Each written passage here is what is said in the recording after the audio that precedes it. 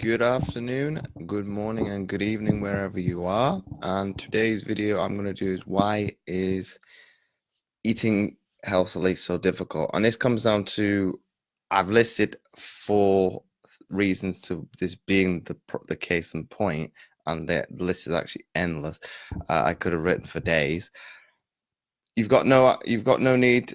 You have to have a need for self-control. Obviously, that's first and foremost. Seeing slipping up as an ultimate failure.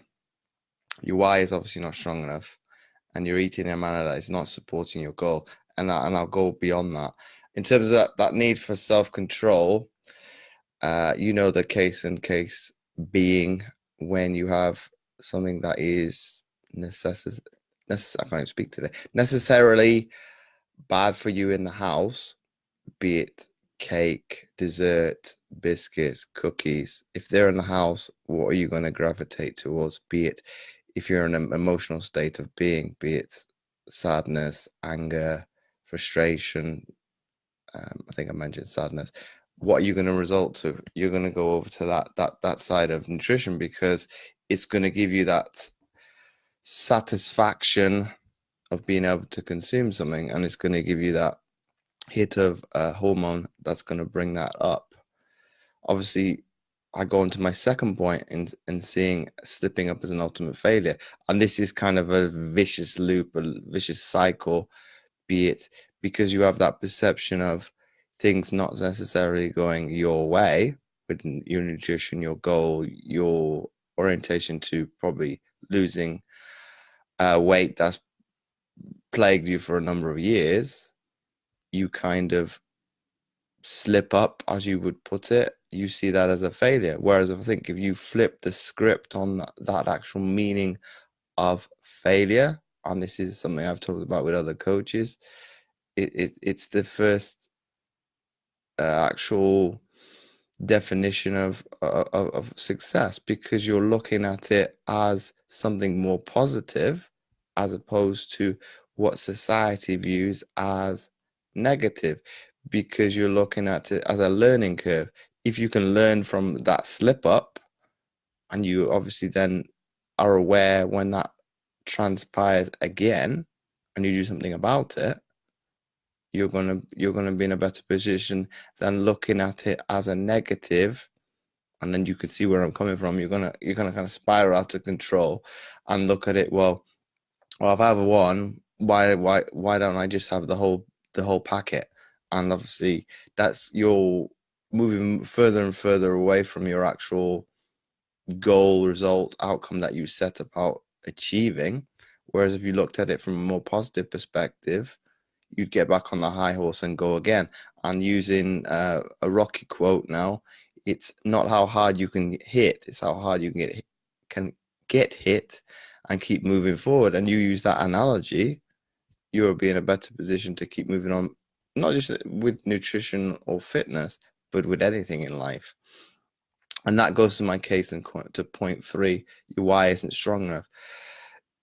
It's got to come to a certain trigger, a certain perspective as how you look at it, where you need to make that transition in your life. Be it, okay, you may have not had the background or orientation that I have had all my entire life, and that's in terms of people perceive it as to be easy for me to eat healthy day in day out. That that's there's no allusion to the fact that's not true. I don't eat.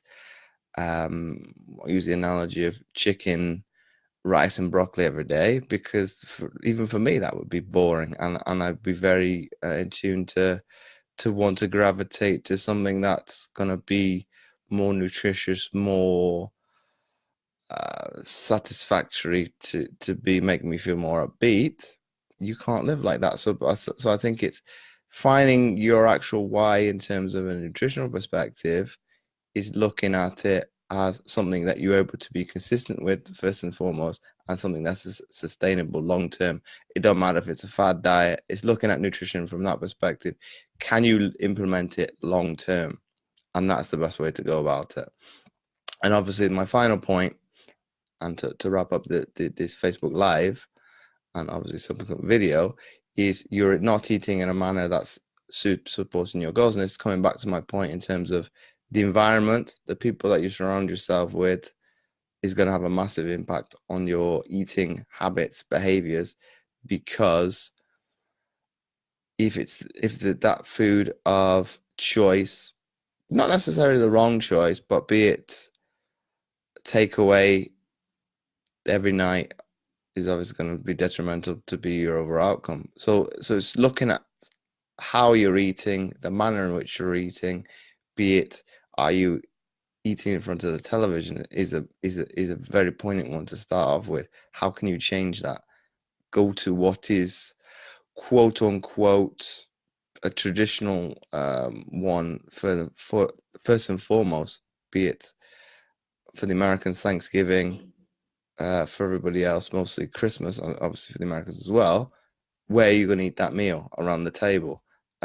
Television is very much not attached to that process. Okay, to a certain extent, it might be after the fact, but you don't have the meal in front of the television. Whereas that is maybe a poignant one where you could pull the plug and make a drastic change and have a massive impact on your actual view towards nutrition, and you'll be consciously thinking of what you're eating at that particular moment. So I'm going to give my hellos to everybody before I sign off, for thanking you for jumping on. Coach Cofino, thanks again for jumping on. Alex Mannings, Kevin Falk, Michael Jorgensen, Guillermo Castillo, Terry Amos, Carolina Faro, and Bob Welton. Thanks for jumping on the live. If you're watching this in the replay, do put hashtag replay and obviously give me your opinion, your thoughts on the video. And if you have a contradictory belief to what I've just said on this video, by all means put it in the comments and we can have a constructive not argument, conversation, should I say.